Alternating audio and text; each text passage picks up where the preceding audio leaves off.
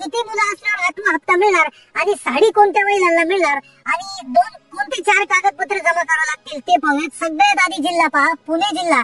पुणे जिल्ह्याची सगळ्यात मोठी लोकसंख्या आहे, नागपूर जिल्ह्याची देखील लोकसंख्या आहे आणि ठाणे जिल्ह्याची देखील लोकसंख्या आहे।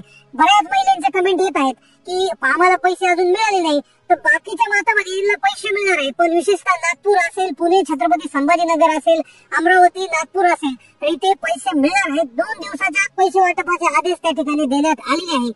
पण आता किती मुलं असल्यावर आठवा हप्ता भेटणार हा महत्वाचा प्रश्न आहे। 1 मुलगा असल्यावर, 2 मुलगा, 3 मुलगा असल्यावर नेमकं कधी मिळणार? कारण की यादी आली आहे। पहा, महाराष्ट्रातील महत्वाचे जे जिल्हे आहेत तर त्यामध्ये पैशाचं वाटप सुरू झालेलं आहे। तुमच्या जिल्ह्यात कधी लागणार आहे नंबर हे तुम्हाला आता जाणून घ्यावं लागेल। सर्वात महत्वाचं म्हणजे काय होणार आहे, जो विदर्भ आहे, मराठवाडा आहे, त्याचबरोबर नागपूर विभाग आहे, तर या 3 विभागात आणि 10 जिल्ह्यामध्ये वाटपाचे आदेश त्या ठिकाणी देण्यात आले आहे। आता कोणत्या जिल्ह्यामध्ये आठवा हप्ता आजच्या आज जमा होणार आणि कोणत्या जिल्ह्यामध्ये उद्या जमा होणार हे तुम्हाला सांगणार आहे। पण किती मुलं असल्यावर, लक्षपूर्वक आहे का, किती मुलं असल्यावर हप्ता मिळणार आणि किती मुलं असल्यावर हप्ता मिळणार नाही हे जाणून घ्यावं लागेल। सोबत ई-केवायसी करण्याचे आदेश देण्यात आले आहे। 4 कागदपत्र त्यासाठी लागणार आहे, ई-केवायसी देखील करावे लागेल आणि हे नियम पाळले नाही तर हप्ता मिळणार नाही। लाडक्या बहिणींच्या बँक खात्याच्या संदर्भात देखील एक अपडेट आहे।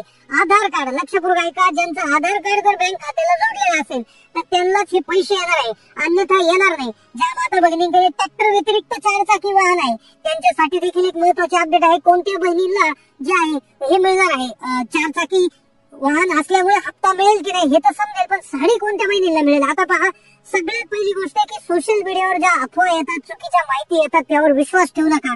स्वतः आधी ती तटकरे मानलेले आहेत। महिलांसाठी डीबीटी आता करणं आवश्यक आहे। आता त्यामुळे बँकेची समस्या येणार आहे, पण किती मुलं असल्यावर तुम्हाला लाडकी बहीण योजनेचा हप्ता मिळेल आणि किती मुलं असल्यावर हप्ता मिळणार नाही याबद्दल अजितदादा पवार काय म्हणाले ते ऐकून घ्या। ते म्हणाले की कोणत्याही माता भगिनींचा आमचा विचार सुरू होता की लाडकी बहीण योजना ज्यावेळेस सुरू केली जून मध्ये, त्यावेळेस ते म्हणाले होते की आम्ही बराचसा विचार केला होता की ज्या एका घरात 2 महिलांनाच हप्ता द्यायचा, ज्या माता बहिणीला 2च अपत्य आहेत अशा माता बहिणीला हप्ता द्यायचा। पण पुढे चालून झालं काय की बऱ्याचशा गोष्टीमध्ये दिरंगाई झाली किंवा बऱ्याचशा गोष्टीमध्ये उशीर झाला होता, वेळ कमी असल्यामुळे त्यावेळेस तेवढी हे झाली। पण आता पडताळणी सुरू होणार। आता कोणते 4 कागदपत्र लागणार? आता लक्षपूर्वक आहे का, लाडक्या बहिणींसाठी नवे नियम, ई-केवायसी अनिवार्य।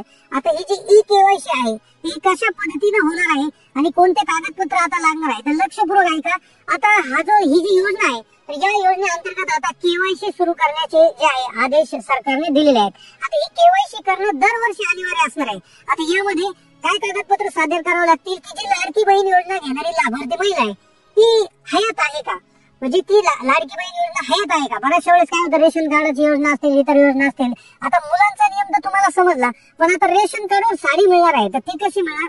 कारण काय होतं, बऱ्याचशा वेळा काय होते, जे लाभार्थी हयात आहे की नाही, लाभार्थी त्या ठिकाणी हयात आहे की नाही, लाभार्थी मयत झालाय की नाही याचं चेकअप करण्यासाठी ही केवायसी केली जाणार। यासाठी जवळपास जून ते जुलै दरम्यान ही जी केवायसी करणं अनिवार्य आहे। म्हणजे आता प्रत्येक वर्षाच्या जून ते जुलै दरम्यान ही केवायसी करावं लागेल। आता ही केवायसी मध्ये काय याच्यात काय चेक होणार की तुमचं कौटुंबिक उत्पन्न 2.5 लाख रुपयापेक्षा जास्त आहे का, तर हे जर असेल तर त्यातून वगळलं जाणार। प्रत्येक लाभार्थी महिलेचे इन्कम टॅक्स रेकॉर्ड तपासले जाणार। म्हणजे एखाद्या माता भगिनी अशा एकेकाला 40,000 50,000 असे पगार आहेत, तर अशा माता भगिनीने लाभ घेतलेला आहे, तर मग अशा प्रकारच्या माता भगिनी या बाहेर काढल्या जातील। तसेच अपात्र महिला ज्या निघतील तर त्यांची जिल्हा स्तरावर फेर तपासणी होणार आहे आणि त्यानुसार निकषात न असणाऱ्या बहिणींना वगळण्यात येणार आहे।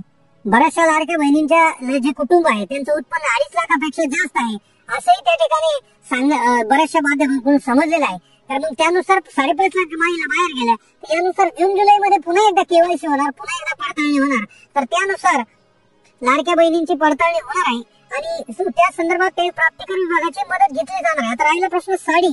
आता साडी कोणत्या माता भगिनीला मिळणार? साडीचा काय विषय आहे, तर साडी जी आहे राज्यातील 24 ते 25 लाख महिलांना मिळणार आहे, ज्याचा GR देखील आलेला आहे। आता ही जी योजना आहे तर एक रेशन कार्ड एक साडी योजना आहे। या योजनेचं नाव एक रेशन कार्ड एक साडी योजना आहे। तर ही जी साडी वाटप आहे जळगाव जिल्ह्यातील भुसावळमध्ये हे 10 महिलांना साडी वाटप करून याचं उद्घाटन जे सावकारी साहेब आहेत वस्त्रोद्योग मंत्री त्यांच्या हस्ते झालेलं आहे। आता तुमच्या जिल्ह्यामध्ये ही साडी मिळणार, त्याच्यात नंबर लावण्यासाठी काय पात्रता आहे लक्षपूर्वक आहे का, तर ही साडी देखील तुमच्या जिल्ह्यात वाटप होणार आहे। ही साडी वाटप होणार आहे रेशन दुकानामध्ये। आता यासाठी तुमचं जे रेशन कार्ड असणार आहे तर ते अंत्योदय रेशन कार्ड असणं गरजेचं आहे। अंत्योदय रेशन कार्ड जर तुमचं असेल तर तुम्हाला ही साडी मिळणार आहे। आता अंत्योदय रेशन कार्ड ज्या माता भगिनीकडे आहे तर त्या राज्यातले 24 लाख कुटुंब आहे, तर त्या 24 लाख कुटुंबातल्या प्रत्येकी कुटुंबातल्या एका महिलेला ही साडी मिळणार। आता जर तुमच्या कुटुंबामध्ये 2 लाडक्या बहिणी असतील तर त्यापैकी कोणत्या तरी एकाच बहिणीला ही साडी मिळणार आहे, 2 माता बहिणीला ही साडी मिळणार नाही, एकच बहिणीला साडी मिळेल. त्यासाठी अंत्योदय रेशन कार्ड असणं आवश्यक आहे. ही साडी मिळवण्यासाठी तुम्ही तुमच्या रेशन कार्डची KYC करणं गरजेचं आहे. त्या KYC साठी तुम्ही सर्व घरातले सदस्य रेशन कार्ड दुकानावर घेऊन गेलं पाहिजे आणि ते 4G पोस्ट मशीनवर बोटाचे ठसे ठेवून सत्यापन म्हणजे त्यांची KYC करून घेतली पाहिजे.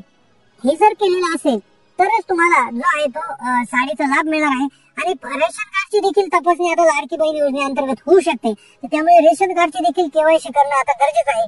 ती देखील लवकरात लवकर करून घ्या, कारण की मार्च पासून नियम त्या ठिकाणी बदलू शकतात आणि कदाचित तुमचं रेशनही बंद होऊ शकतं. त्यामुळे ही KYC तुम्ही लवकरात लवकर कधीही करून घेतलेली चांगली असेल. तर अशाच पद्धतीने नवनवीन माहितीसाठी चॅनलला सबस्क्राईब करून ठेवा. जास्तीत जास्त माता बहिणीला व्हिडिओ शेअर करायला विसरू नका. धन्यवाद.